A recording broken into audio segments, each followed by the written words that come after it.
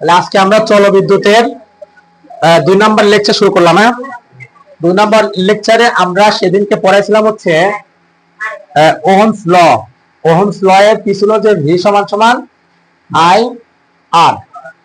আবার এই ভি সমান আই আর এই সূত্র থেকে দুইটা গ্রাফ হয়। একটা হচ্ছে বিভব বনাম তড়িৎ প্রবাহ। বিভব হচ্ছে ভি, ভি আর আই হচ্ছে তড়িৎ প্রবাহ। এটা হচ্ছে ভি, আর হচ্ছে আমাদের আই। তাহলে ভিতে বিভব আর আইতে হচ্ছে তড়িৎ প্রবাহ। তাহলে গ্রাফটা কেমন হবে? ধরো এটা আমাদের এক্স অক্ষ, এক্স এক্স ডট, আর এটা আমাদের হচ্ছে Y Y dot, Y Y dot. এই দিক হবে কি বিভব, বিভব ভি, আর এই দিক হবে হচ্ছে তড়িৎ প্রবাহ মানে আই। তড়িৎ প্রবাহ হচ্ছে আই। ধরো বিভব হচ্ছে 50, ধরলাম বিভব 50। বিভবের একক কি? ভোল্টেজ, তাই না? বিভবের একক হচ্ছে ভোল্টেজ। 100, এখানে মনে করো 150 এরকম হবে। 150 ভোল্টেজ। আর এর নিচে কি? তড়িৎ প্রবাহ, যেখানে এটাকে বলবো আমরা আই। তড়িৎ প্রবাহের একক কি? অ্যাম্পিয়ার। আমরা সেদিকে বলছিলাম যে তড়িৎ প্রবাহ একক হচ্ছে অ্যাম্পিয়ার, যাকে এ দিয়ে প্রকাশ করা হয়। ধরো 10, 20, 30, 40, 50 এরকম অ্যাম্পিয়ার আমরা ধরে নিলাম। এখন যদি আমরা গ্রাফটা আঁকাইতে চাই তাহলে গ্রাফটা কেমন হবে? দেখো গ্রাফটা এমন হবে না, কিভাবে? দেখো ফার্স্ট একটা জিনিস করো যে ভি সমান আই আর। তাহলে যদি ভি বাড়ে তাহলে আইও বাড়বে, ভি কমলে আইও কমবে। অর্থাৎ একটা আরেকটার উপর কি সমানুপাতিক, সমানুপাতিক। একটা বাড়লে আরেকটা বাড়ে, একটা কমলে আরেকটা কমে। তাহলে এটাও দেখো সেম হচ্ছে। ধরো এই জায়গাতে 10, তাহলে এইখানে কত? ধরো এখানে হচ্ছে 40। অর্থাৎ আয়ের মান মনে করো 10, তাহলে আয়ের মান যদি 10 হয় তাহলে ভি এর মান কত? এই দেখো এখানে মনে করো 40 আছে। আয়ের মান মনে করো 20, তাহলে ভি এর মান কত? 50 কিংবা 60, এখানে ধরো 60। তাহলে বাড়তেছে না? আয়ও বাড়তেছে, ভিও বাড়তেছে। তাহলে যদি একই সাথে একটা বাড়ার সাথে সাথে আরেকটা বেড়ে যায় তাহলে তাকে কি বলা হয়? সমানুপাতিক। অথবা কমলে পরে তাকে কি বলে? সমানুপাতিক কি বলে। অর্থাৎ দুইটা চলক বা দুইটা রাশি যদি একটার সাথে আরেকটা নির্ভরশীল হয়, একটা বাড়লে আরেকটা বাড়ে অথবা একটা কমলে আরেকটা কমে, তখন আমরা তাকে বলি হচ্ছে সমানুপাতিক সম্পর্ক। সমানুপাতিক সম্পর্ক। তাহলে ভি আর আই এর সম্পর্ক কেমন? সমানুপাতিক। অর্থাৎ তড়িৎ প্রবাহ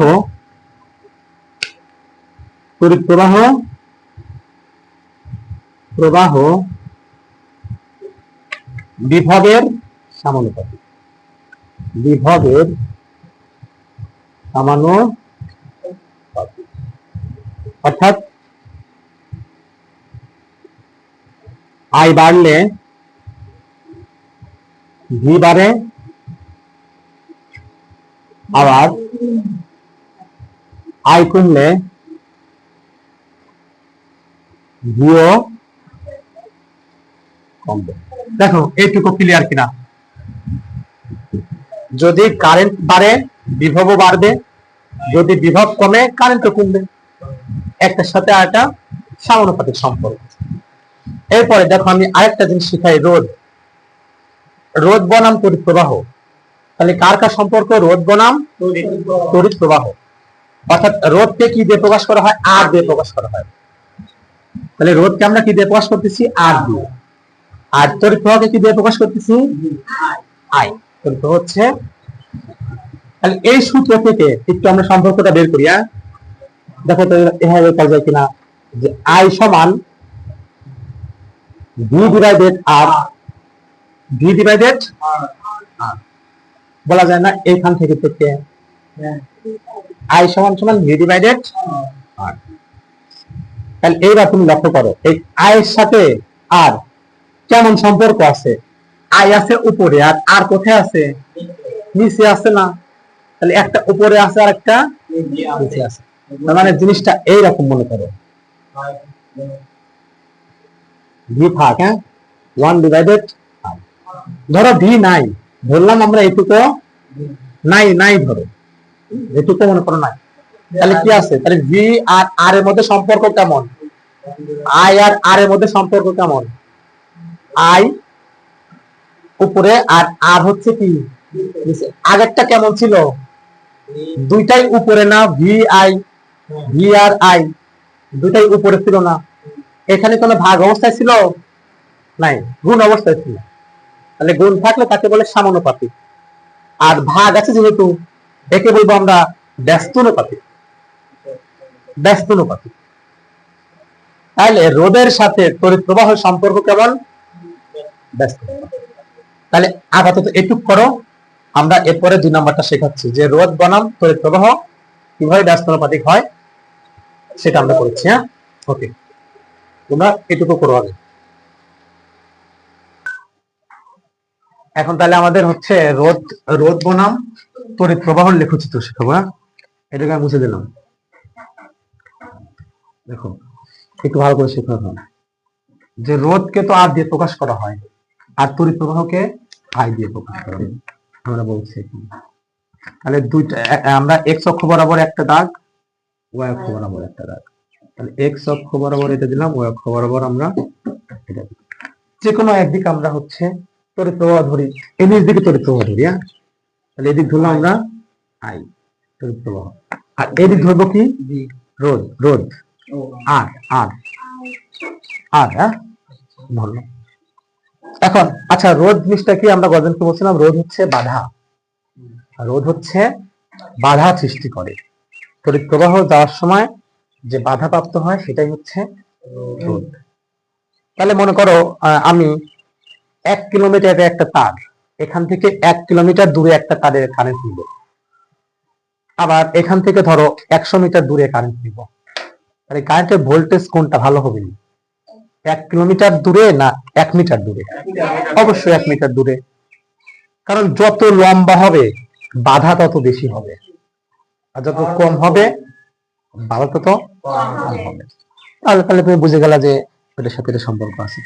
এখন ধরো আমরা যে ওহমস ল পড়ালাম, মানে ওহমের সূত্র পড়ালাম, সেই ওহমের সূত্রের মধ্যে আমরা বলছিলাম কি যে আই এর সাথে আর এর সম্পর্ক কেমন, ব্যস্তানুপাতিক। অর্থাৎ ভি সমানুপাতিক 1 ডিভাইডেড। এখন কথা হচ্ছে এই সমানুপাতিক কেমনে হয়, আমি যখন একটা সমান চিহ্ন আর একটা ধ্রুবক ধরি, মানে একটা সমান চিহ্ন আর একটা যে কোনো একটা কনস্ট্যান্ট মান, ধরো এই সমান আর এই ভি কে ধরলাম ধ্রুবক, মানে একটা নির্দিষ্ট মান, এই দুইটা যখন আমরা তুলে দেব তখন একটা সমানুপাতিক চিহ্ন আনতে হয়, এটাকে বলে সমানুপাতিক চিহ্ন। যেহেতু একটার একটা বিপরীত আছে সেজন্য একে বলে ব্যস্তানুপাতিক। বিপরীত থাকলে ব্যস্তানুপাতিক বলে। যদি আমি এমন লিখতাম, ধরো আগেরটাই কি লিখছিলাম, ভি সমানুপাতিক আই, এটা কিন্তু ঠিক ছিল। এই যে এটার ক্ষেত্রে চিন্তা করো, তখন আমি কি ফিক্স ধরছি, আর কে আমরা ধ্রুবক ধরছি। ভাবো প্রথম ক্ষেত্রে আমরা আর কে ধ্রুবক ধরছিলাম, তাহলে আর আর এর সমান সমান ওইটাকে বাদ দিয়ে কি লিখছিলাম, ভি সমানুপাতিক আই। এখন আমরা কি করতেছি, আমরা এই ভি কে স্ট্যান্ড ধরতেছি, ভি কে ধ্রুবক ধরতেছি না, ফার্স্টে আমরা আর কে ধ্রুবক ধরছিলাম, সেই জন্য আমরা কি লিখছিলাম যে ভি সমানুপাতিক আই। আর এখন আমরা কি এই ভি কে ধ্রুবক ধরতেছি, তাহলে কি লেখা যায় যে আই সমানুপাতিক, এখন একটু বললাম নাকি, আই সমানুপাতিক বলেছি, আই সমানুপাতিক 1/r। একটা আরেকটার বিপরীত, মানে একটা বাড়লে আরেকটা কি হবে, কমে যাবে, একটা বাড়লে আরেকটা, তার মানে গ্রাফটা কেমন হবে আমাদের, এর নিচে হয়ে যাবে। ধরো এখানে আছে আমাদের রোধ মনে করো আছে, আচ্ছা 120, ধরলাম 120, এখানে মনে করো 180, 60, এখানে মনে করো 40, হ্যাঁ এখানে মনে করো হচ্ছে 20, 10, আমরা 20 ধরলাম, এটাকে 30, 40, 50, আমরা আসলে এরকম যে খুশি মান দিলাম। হ্যাঁ এখন তুমি বলতে পারো যখন মনে করো যখন রোদ 120, তখন তড়িৎ প্রবাহ কত? 0। তড়িৎ প্রবাহ 0। যখন রোদ 100, তখন তড়িৎ প্রবাহ কত? 10। যখন রোদ 80, তখন তড়িৎ প্রবাহ 20। দেখো রোদ কমতেছে, তড়িৎ প্রবাহ বাড়তেছে। আবার যখন রোদ 60, তখন তড়িৎ প্রবাহ কত? 30। যখন রোদ 40, তখন তড়িৎ প্রবাহ 35। বুঝতে পারছিস? আমার রোদ কমতেছে, তড়িৎ প্রবাহ বাড়তেছে। আসলেই তো। ধরা যাক এরকম একটা তার মনে করো এখানে, আচ্ছা ধরলাম এটা একটা রাস্তা, এই রাস্তা দিয়ে কেউ 1 লাখ টাকা নিয়ে যাবে মনে করো। 1 লাখ টাকা নিয়ে যাবে রাস্তা দিয়ে। 1 লাখ টাকাকে আমরা ধরতেছি কারেন্ট। 500টা এখানে ছিনতাইকারী আছে, তাহলে বাধাপ্রাপ্ত হবে না অনেক? যদি ছিনতাই সংখ্যা কমে যায়, ছিনতাইকারী কমে যায়, তাহলে কি ও আরামসে টাকা নিয়ে চলে যাবে না? রিল্যাক্সে চলে যাবে। তাহলে ছিনতাইকারী সংখ্যা যত কমবে, অর্থাৎ বাধা যত কম হবে, তড়িৎ প্রবাহ তত বাড়তে থাকবে। তাহলে একটা আরেকটার বিপরীত না? সেজন্য গ্রাফটা কেমন হবে? এইরকম গ্রাফ হবে আমাদের। হ্যাঁ এই গ্রাফটা কার গ্রাফ? রোধ বনাম তড়িৎ প্রবাহের গ্রাফ। তাহলে এটা কি হবে? রোধ বনাম তড়িৎ প্রবাহ। আমরা 2 নম্বরের জন্য করলাম। ওকে ঠিক আছে, এটুকু তাহলে করো। আমি এখন এরপরে পড়াবো হচ্ছে, এখানে একটু লিখতে পারো যে আমি একটু লিখে দিই যে রোধ বাড়লে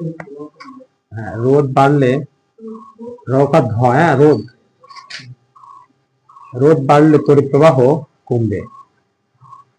তড়িৎ প্রবাহ কমবে। আর বিপরীত কি? রোধ কমলে তড়িৎ প্রবাহ বাড়বে। তড়িৎ প্রবাহ বাড়বে। তাহলে এটা কিন্তু খুব ভালোভাবে মনে রাখা লাগবে। যে রোধ কমলে তড়িৎ প্রবাহ বাড়বে, এক ক্যারেক্টার কি? ব্যস্তানুপাতিক। তাহলে বলা যায় যে আর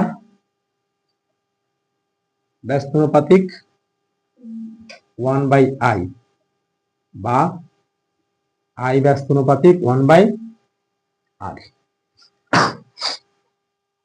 এই চিহ্নকে বলা হয় ব্যস্তানুপাতিক চিহ্ন।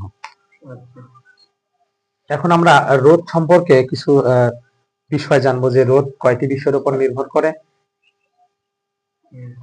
সেই সম্পর্কে আমরা, অর্থাৎ আমাদের পরে পড়ার বিষয় হচ্ছে রোধ। স্পেসিফিকলি আমরা শুধু রোধ পড়াবো।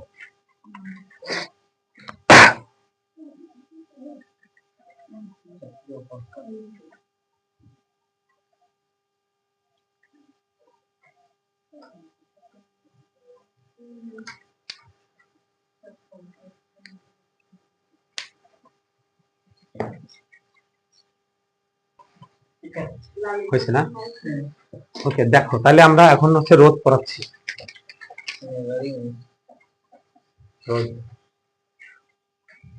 তাহলে প্রথমত রোধ কয়টা বিষয়ের উপর নির্ভর করে? রোধ হচ্ছে 4টা বিষয়ের উপর নির্ভর করে। একটা হচ্ছে কি? তাপমাত্রা। তাপমাত্রার উপর রোধ কিভাবে নির্ভর করে? ধরো একটা তার গরম হয়ে আছে, সেখানে রোদের মান বেশি হবে না কম হবে? বেশি হবে স্বাভাবিকভাবে। তার গরম মানে কি? সেখানকার অণু পরমাণুগুলো দৌড়াদৌড়ি অবস্থায় আছে, তাহলে সেখান থেকে কারেন্ট যেতে হলে রোদ বেশি পাবে। আরেকটা আছে হচ্ছে 2 নাম্বার আছে হচ্ছে তোমার তারের উপাদান। তারটা কি দিয়ে তৈরি? ধরো তামা দিয়ে তৈরি হয়, তার একরকম রোধ আছে। তুমি যদি তারকে তৈরি করো হচ্ছে ওইটা কি বলে, সিলভার দিয়ে বানাও বা অ্যালুমিনিয়াম দিয়ে বানাও, গোল্ড দিয়ে বানাইলে, তাহলে এক রকম হবে না, পার্থক্য হবে না। তাহলে কি বলবো? উপাদান। কি দিয়ে বানালাম, সেটা কি বলবো আমরা? কি? উপাদান। তিন নাম্বার হচ্ছে,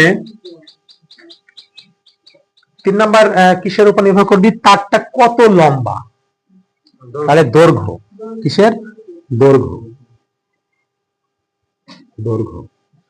চার নাম্বার হচ্ছে, চার নাম্বার নির্ভর করবে তোমার যে চারটার প্রস্থচ্ছেদের ক্ষেত্রফল। এখন কথা হচ্ছে প্রস্থচ্ছেদের ক্ষেত্রফল জিনিসটা কি, ধরো এইরকম একটা তার আছে, আর একটা তার আছে এইরকম একটা তার, দুইটা তার, তাহলে অবশ্যই দুইটা তার দুই রকম না, একটা মোটা তার আর একটা হচ্ছে চিকন তার, তাহলে দুটার ক্ষেত্রফল আলাদা আলাদা না, এটার ক্ষেত্রফল কম, এটার ক্ষেত্রফল বেশি, তাহলে প্রস্থচ্ছেদের ক্ষেত্রফল, প্রস্থচ্ছেদের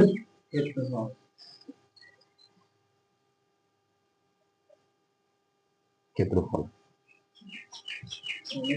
এখন প্রত্যেকের সাথে একটা সম্পর্ক নিয়ে আমরা একটা সূত্র দাঁড় করাবো, হ্যাঁ, সেটাকে বলবো আমরা হচ্ছে রোধের সূত্র। সাধারণত এই যখন রোধের সূত্র আমরা বের করব তখন এই দুইটাকে ধ্রুবক ধরবো, মানে এই দুইটাকে ধরবো ফিক্সড, এই দুইটাকে আমরা ফিক্সড ধরবো, ফিক্সড, যে নির্দিষ্ট তাপমাত্রায়, তাপমাত্রা নির্দিষ্ট থাকবে, ধরো 25°C তাপমাত্রায়, ওটা আমরা নির্দিষ্ট করে দিলাম। নির্দিষ্ট তাপমাত্রায় নির্দিষ্ট উপাদানের, নির্দিষ্ট উপাদান বলতে ধরো আমি বললাম তামার তার, তার মানে আমি তামার তারকে নির্দিষ্ট করে দিলাম না, তাহলে দুইটা জিনিস নির্দিষ্ট, একটা হচ্ছে নির্দিষ্ট তাপমাত্রা ও নির্দিষ্ট উপাদানের কোন তারের রোধ, লিখে দিই নাকি, লিখে দিই, তাহলে কি রোধের একক হচ্ছে ওম, হ্যাঁ আমরা আসবো রোধের এককে। তাহলে রোধ কি, নির্দিষ্ট, আমরা যেটাকে নির্দিষ্ট করে ধরলাম, নির্দিষ্ট তাপমাত্রায়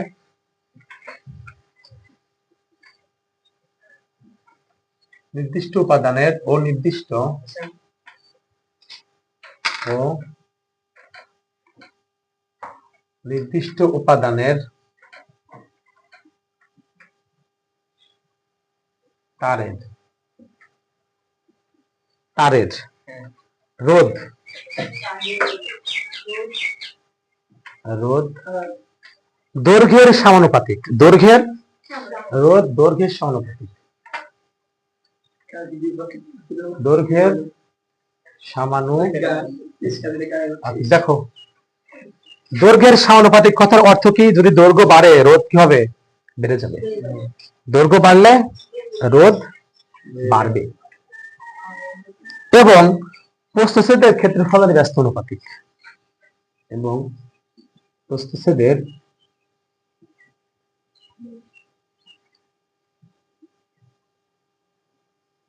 ক্ষেত্রফলের ব্যস্তানুপাতিক, ব্যস্তানুপাতিক।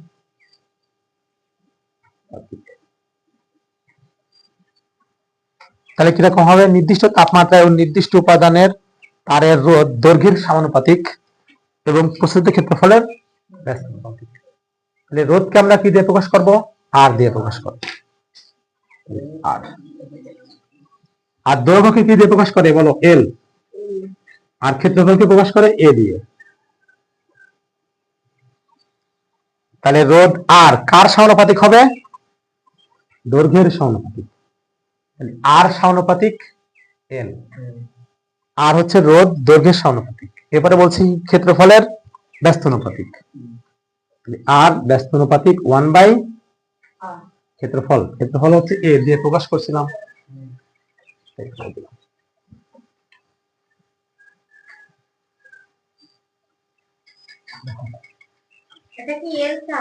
এল, এল আর সমানুপাতিক এল, মানে রোধ দৈর্ঘ্যের সমানুপাতিক। আর পরের লাইনে কি লিখছি, রোধ ক্ষেত্রফলের ব্যস্তানুপাতিক, ব্যস্তানুপাতিক মানে হচ্ছে রোধ সমানুপাতিক চিহ্ন 1/a, এটা দিয়ে বোঝায় ব্যস্তানুপাতিক, মানে নিচে থাকলে ব্যস্তানুপাতিক হয়, মানে ভাগ আকারে থাকলে ব্যস্তানুপাতিক হয়।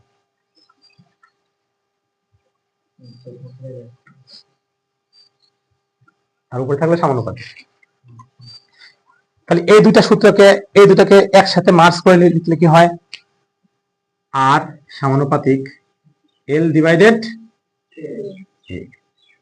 আর সমানুপাতিক এল ডিভাইডেড। এখন যথারীতি এই সমানুপাতিক চিহ্ন তুলতে হলে কি লাগবে, আমাদের একটা সমান সমান লাগবে আর একটা ধ্রুবক লাগবে। সমান সমান আর একটা হচ্ছে ধ্রুবক। বা আর সমান রো এল ডিভাইডেড। এই রো কে বলবো আমরা আপেক্ষিক রোধ। আপেক্ষিক রোধ, রো কে বলবো আমরা হচ্ছে আপেক্ষিক রোধ। তাহলে এটাই আমাদের হচ্ছে নির্দিষ্ট মান হচ্ছে ধ্রুবক থাকবে, এটা হচ্ছে ফিক্সড মান দেওয়া থাকবে। তাহলে সূত্রটা কি হবে, আর সমান রো এল ডিভাইডেড এ। এটাকে বলবো আমরা রো, ঠিক আছে, এটার নাম হচ্ছে কি রো। রো এটা গ্রিক নাম, হ্যাঁ গ্রিক নাম থেকে এটা নেওয়া হয়েছে রো। রো আপেক্ষিক রোধ, রোকে বলবো আমরা আপেক্ষিক রোধ, রোকে বলবো আপেক্ষিক রোধ। এখন রো এর একক কি, রোধকে আমরা কি একক দিয়ে প্রকাশ করবো, হ্যাঁ বলতেছি। রো এর একক হবে, তোমরা ওই যে মনে একটা জিনিসটা কেমন,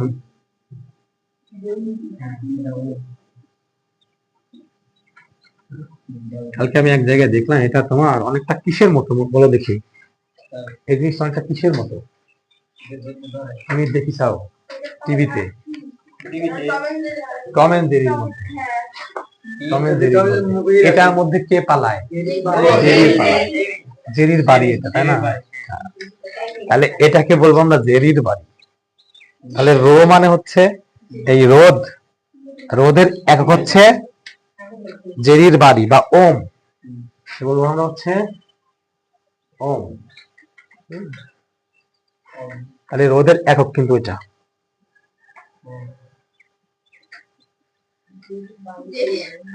জেরির বাড়ি,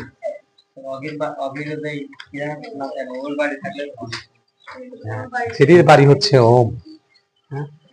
তাহলে রোধের একক এটা ওম। পারে দেখা যাক, সামনে আমরা আরো পড়বো এই সম্পর্কে কি হয় না হয়।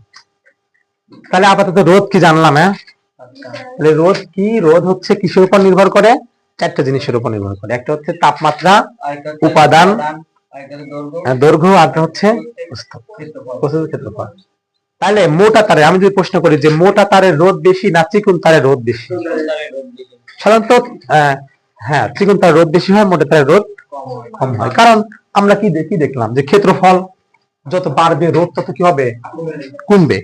আবার যদি দৈর্ঘ্য যত বাড়বে রোধ তত বাড়বে, মানে দৈর্ঘ্যের সাথে রোধ সমানুপাতিক।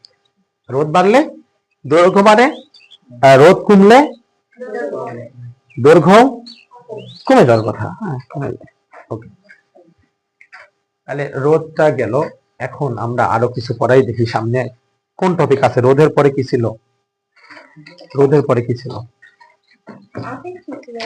আপেক্ষিক রোধের পরে। তাহলে আপেক্ষিক রোধটা আমরা এখান থেকে একটু বের করি, অর্থাৎ এই রোর মানটা এখান থেকে একটু বের করি। এরকম মুছে দিলাম। দেখো এখন এই সূত্র থেকে আমরা একটু বের করি, যে আর সমান কি বলা যায়, যে রো এল ডিভাইডেড এ।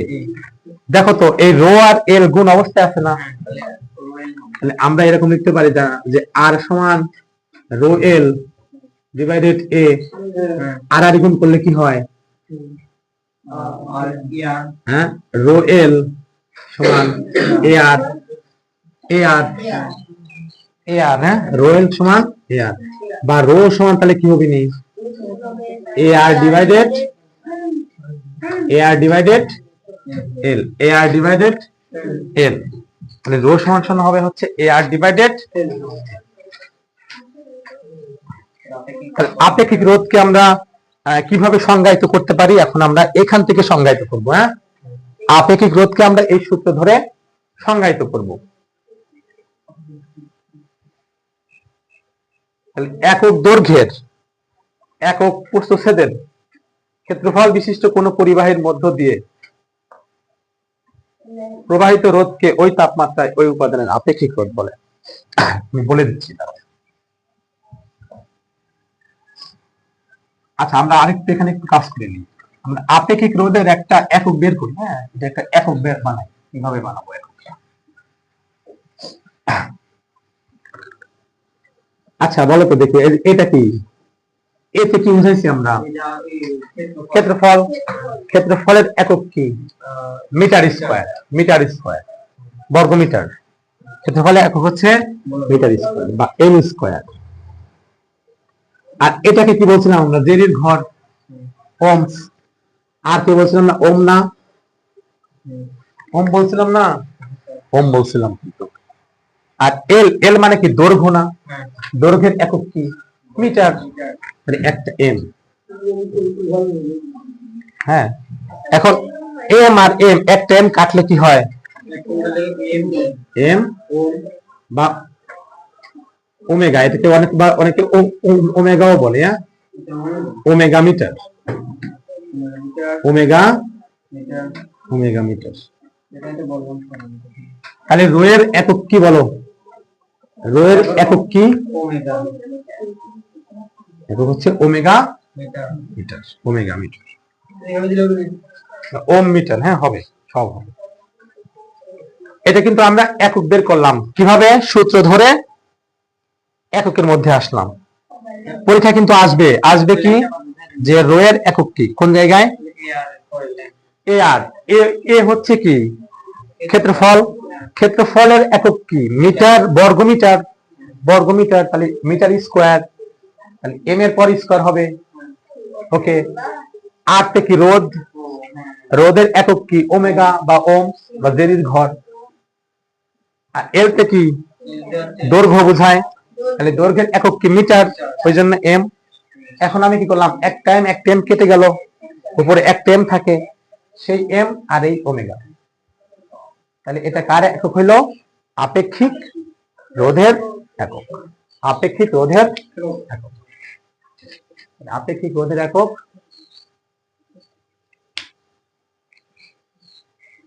আপেক্ষিক রোধের একক হচ্ছে ওমেগা মিটার। এখন আমরা আপেক্ষিক রোধের সংজ্ঞা শিখব। আপেক্ষিক রোধের সংজ্ঞা শিখব কোন সূত্র থেকে? আমরা এই সূত্র থেকে শিখব। এখন নিচে কি আছে? এল আছে না? এল মানে হচ্ছে দৈর্ঘ্য। ধরো এইটুকু আমার 1 মিটার দৈর্ঘ্যের একটা তার। এই তারের দৈর্ঘ্য কত মিটার? 1 মিটার। 1 মিটার একটা তার আছে। এর ক্ষেত্রফল 1, দৈর্ঘ্য 1, ক্ষেত্রফল 1। আপেক্ষিক রোধ। আপেক্ষিক আপেক্ষিক রোধ, তাহলে সংজ্ঞা কি লিখবো? যে একক দৈর্ঘ্যের তারের, একক দৈর্ঘ্যের কোন তারের, একক দৈর্ঘ্যের কোন তারের,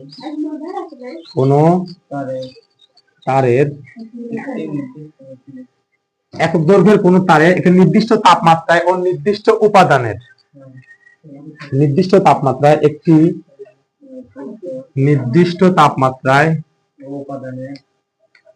নির্দিষ্ট তাপমাত্রা ও উপাদান কিন্তু সেম থাকবে, বুঝতে পারলে? তাপমাত্রা ও উপাদানের, উপাদানের তারের ক্ষেত্রফল, ক্ষেত্রফল 1 বর্গমিটার বা 1 বর্গমিটার হলে তার মধ্যে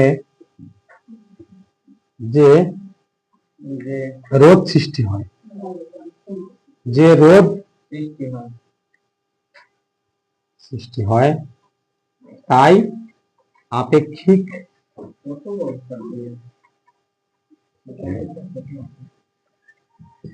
তাই হচ্ছে আপেক্ষিক রোধ, যাকে আমরা কি দিয়ে প্রকাশ করি? রো দিয়ে প্রকাশ করি, যাকে এই রো দিয়ে প্রকাশ করি। এটা কিন্তু খুব কঠিন একটা পড়াশোনা, মনোযোগ না দিলে কিন্তু বুঝতে পারবে না। এটা কিন্তু কঠিন পড়াশোনা, এই রোধ, চলবিদ্যুৎ। একটু জায়গায় না বুঝলে পারলে কিন্তু পরবর্তীতে অঙ্ক আর করতে পারবে না। এখানে অনেক অঙ্ক আছে। চলবিদ্যুৎ সব থেকে বড় অধ্যায় 19 এর জন্য, অর্থাৎ বুঝে বুঝে করতে গেলে তোমাকে অনেক অনেক সাধনা করা লাগবে এখানে। তাই মনোযোগ না দিলে কিন্তু ধরা খাবে।